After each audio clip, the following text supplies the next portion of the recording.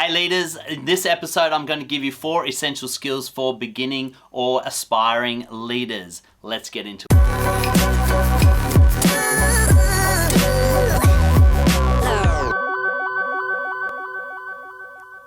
Alright, here we go. 4 essential skills for aspiring or beginning leaders. So if you're just starting out on your leadership journey, there's a whole bunch of leadership books out there, and sometimes it can be a bit of an information overload on how to become a good leader. And so I just want to give you 4 tips that you can focus on that will fast track your leadership and make you a more effective leader as you're getting started. See, here's the reality. When you're getting started as a leader, you usually have very little influence. That means you have very little ability to influence the people around you. You're usually trading on your position. If you've been given a position as a leader, that's what makes you the leader. It's not because you've built trust. It's not because you've built relationships. It's not because you have some kind of influence with the team. It's just you got the job and you got the title. Well, that's the beginning level of leadership. Just because you've got a title doesn't make you an effective leader. You've got to actually develop the skills and the relationships that come with becoming an effective leader. So here's 4 things that you need to focus on to do this in an effective way. And the first one is this, and I talk about this a lot. You've probably heard me talk about it, but I can't say it enough, is you need to start by building positive and effective relationships with your team and your superiors and your colleagues. So you're essentially leading up, you're leading sideways, and you're leading down. And all directions need positive, effective relationships. So the number one thing you need to do when you start out as a leader is get to know the people that you work with and the people that you lead. Spend time getting to know them personally. Spend time getting to know what their challenges are. Spend time getting to know what their fears, their hopes, their dreams, who they are, how they tick. Understand them as people, and then what it's going to do is give you an insight into what their needs are. If you can start filling the needs of people around you, whether you are their leader or whether you are their subordinate, if you start filling the needs of the people around you, what will happen is they will open up their world to you, and they will give you opportunities to influence them and to lead them effectively. So first thing is build relationship. If you don't know how to build relationships effectively, that's where you start. You need to just learn the art of a relationship building. I've got a bunch of content on my page about building relationships, and even in my Leading for Success Mastery course has a whole component on relationships. So if you need some resource, head on over to check that out. The second skill is this: self-awareness. If you are not a self-aware leader, that means you don't know what it's like to be on the other side of you. You don't know your flaws. You don't have an awareness of who you are as a leader. Then you need to focus on that. You can never lead other people if you can't lead yourself.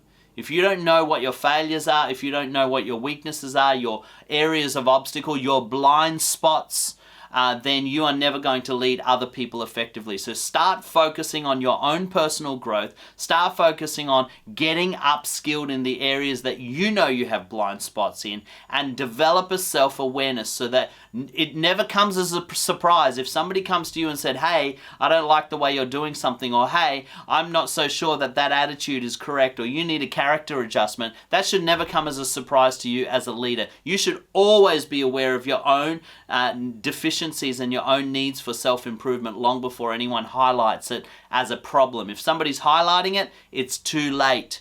So become self-aware, learn what makes you tick, and do something about it proactively. The third thing is this: communication. You need to learn how to communicate with different people effectively. See, when you lead, you're going to be leading different personalities. You have a particular personality yourself, and each personality type needs a different mode of communication to get through to them. You know, when you're dealing with a dominant personality type, you need to be able to speak very directly, very factually, very little emotion. Okay, when you're speaking with an inspirational or a influential person, you need to be able to build relationship with them. They're all about the relationship, okay? You need to be able to ask them about what's going on in their personal world. If you're dealing with somebody who's social, okay, and if you haven't figured out yet, I'm using the DISC model, D-I-S-C. If you're dealing with somebody who's social, they care about the emotions, they care about the heart, they care about what makes people tick, if people are okay. And so if you are not aware of how they feel, then you won't be able to communicate effectively. And then there's the cautious person, the C personality type. Well, they're all about the details. And so you need to be able to communicate details. You need to communicate clearly and succinctly so that they understand exactly where you stand and where you are going. Communication is key, especially when you're casting vision, when you're expressing your expectations, when you're communicating a job, whatever it is. If you can't communicate clearly and effectively so that people understand you, they take it in and they act upon it, then you will find your leadership is frustrated. 9 times out of 10, when I work with leaders who are having frustrations with their team, it's usually because they don't know how to communicate with their team. So you must learn how to communicate effectively. And the last thing is integrity. Leadership expert John Maxwell says this, that charisma will get you in the door, but integrity will keep you in the room. If you don't have integrity, if you don't operate with honesty, truthfulness, and trust, then your leadership journey will be very short-lived. You will not last as a leader, and you will not be able to upskill or upscale as a leader if you don't operate with integrity. Sooner or later, cutting corners, being deceptive, being dishonest will catch up on you, and it will sabotage and undercut your leadership. It will undercut the trust with your team, and that will undercut your ability to influence them. So always operate with integrity and honesty. Be a transparent and open leader. Don't be a leader that has secrets. Don't be a leader that operates in the shadows or operates deceptively or manipulatively. That is always going to undermine your leadership in the long term. So be a leader of integrity. Work on your character if that's an issue. So there's the 4 skills for a beginning or aspiring leader. Learn to build relationships. First step, build good relationships with everybody that you are in contact with. The second thing is learn self-awareness. Know what you are like as a leader, what your weaknesses are, and start your journey of personal growth.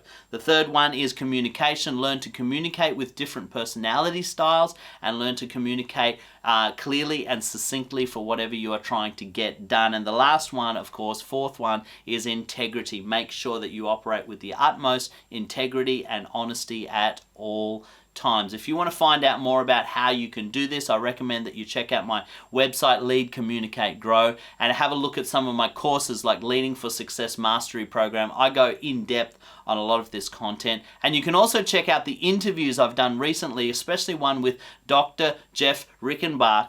He is a psychologist and an expert in personality disorder, and he talks about how to communicate with different personalities. So I know that that's going to be really helpful for you. Hey, thanks so much for tuning in. I hope you got a ton of value out of that episode. Don't forget to let us know what you thought in the comments, and if you have a topic you'd like us to cover next time, we'd love to hear from you.